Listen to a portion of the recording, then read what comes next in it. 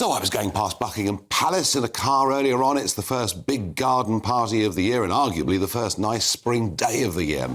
The queues to go into the garden party were there. The ladies were all dressed up as if it was Royal Ascot, and a very jolly afternoon it will be. Not so far away, I guess about 1.5 miles away, at St Paul's Cathedral, was one Prince Harry. Yeah, absolutely. And he was there for a service celebrating 10 years of the Invictus Games. And I think probably we'd all give him great credit for that. But the King isn't going to meet his son. Why? What's going on? Lots of gossip, lots of rumours. I don't know the answer, but one man that just might is Tom Bower, royal biographer and journalist. Of course, Tom, you've written books about Harry and Meghan and about the King. So the garden party's over at about 6 o'clock, up as 5, 6 o'clock. The St Paul's service is over at about the same time, and they're not going to meet. What is going on? Well, I think finally the King has got, and his advisors have seen sense. I think the whole of this Invictus celebration at St Paul's, this service, I mean, Invictus people are terrific. I mean, they're a great service to the country and all the rest of it. But Harry is milking it for the brand. Harry in a service at St Paul's of Thanksgiving, come on, he's not a great Christian, that's for sure. But what is really important in all this is that he's going from here to Nigeria. And what's really all this is about is that Meghan is going to Nigeria because she says her mother's family originally was from Nigeria. And she's looking at her roots. Is that true? Really, is that true? Could be, who knows. But what really is important is that she's going to play the Duchess there. She's going to play the royal family. The woman who fled to California for her privacy and, can't do too much for the royals, is going to play the royal card. And the King and his advisors have seen for all this what it really is. This trip to London for St Paul's and the trip to Nigeria is all about picking up the brand, boosting the brand, which is, after all, suffering terribly. Perhaps she'll take some strawberry jam with her to cast it out to the locals. But the key is here that Harry was desperate for a photo opportunity with the King, so when he gets to Nigeria, he can say, I come as a emissary of the royal family. And the King denied him that opportunity, rightly so. Very interesting. We always think of Charles as being a bit of a softie.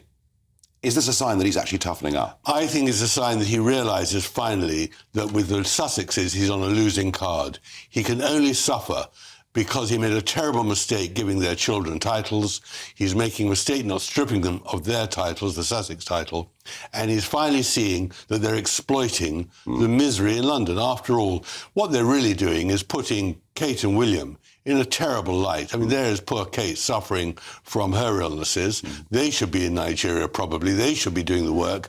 And now the Sussexes have stepped in to embarrass the King, to embarrass the Sussexes, and rightly, Buckingham Palace decided, no, we're not going to play their game on this occasion. Is Harry's behaviour bordering on treachery? Oh, absolutely. It's a strong word. Oh, treacherous is strong. But he is a disloyal, treacherous man, son and brother, and member of the British public citizen. He has behaved appallingly. His book, the Oprah Winfrey film, all his conduct, and supporting Meghan in her bid for always this different branding. He has really behaved appallingly towards his family. And thankfully, the King has finally seen it. My view is that the King was encouraged to take this position both by the Queen and by William, who were badly maligned in the book, Harry's book. And they said, enough is enough, we've got to cut them off. This looks like one of those rifts that's lifelong. I think it is. And all those people who speculate about reconciliation are just puffing dreams. It's horrible. It's an appalling situation to be in. But the thing is that Harry cannot say sorry. Harry cannot say that he's done wrong.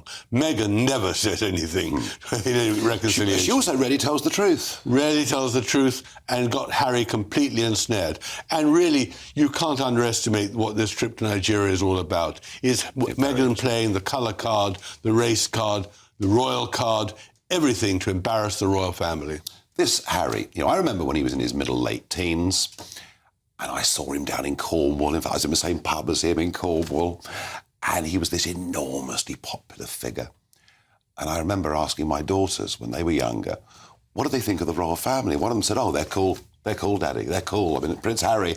I mean, it was changing the brand of what the royal family meant to a lot of people who perhaps wouldn't have been traditional royalists. And then he goes out and does his bit, more than his bit, some would argue. Kills 25 Afghans. Well, I mean, it's so stupid to talk about it. It's unbelievable.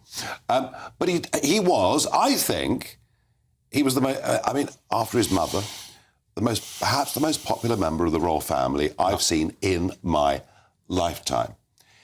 In your view, is this something that's happened inside his own mind? Well, it is, of course, but is she the cause, or is it deeper than that? Oh, no, she's definitely the cause, but he needed her.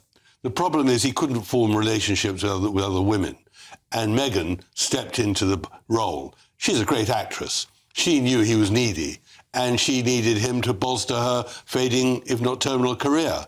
And she's got what she wanted, except she probably wanted to be queen rather than just the Duchess. But now she's got the title, she's got the money, and he is just like a lapdog going behind her, forgetting his loyalty to the country and to his family and to his grandparents as well. Yeah, and, these positions that he had, Lieutenant General of the Royal Marines, and actually, he'd taken over from his grandfather. Absolutely. At Westminster Abbey, the Fields of Remembrance every year, that big link to the services. And the services really respected him, because after hugely. he put his life in danger, Yeah. he really had served the cause. And he's turned his back on all that. And I think King Charles allowed a lot of time for him to reflect on it and think carefully. And the warning shot was to take away Frogmore, his home. And then he carried on with his vindictive and nastiness, and so did she, and playing the royal card constantly in America, which is exactly the opposite of what the Queen told them to do. She said, you cannot commercialise the royal family, and they've done exactly what they're not meant to do. The Nigeria angle on this is absolutely fascinating. Tom, thank you as ever.